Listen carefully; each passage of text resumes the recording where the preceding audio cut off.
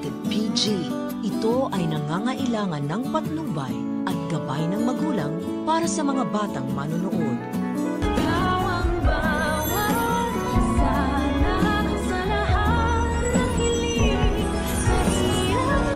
The main reason that we are here, papagsakin ang mga tanyag.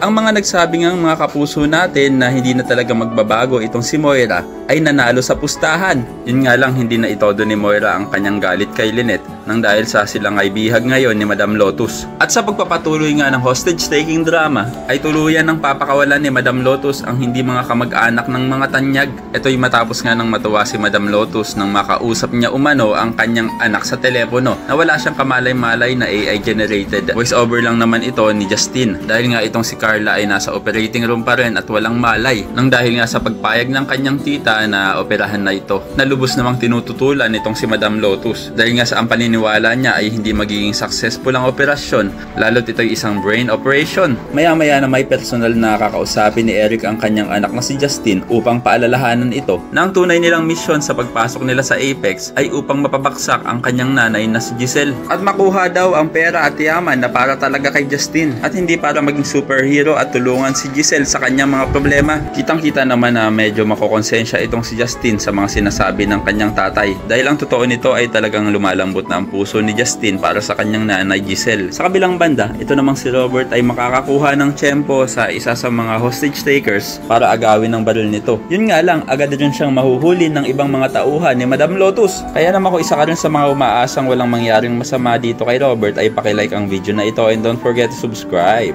Thanks for watching and see you next time. Bye-bye!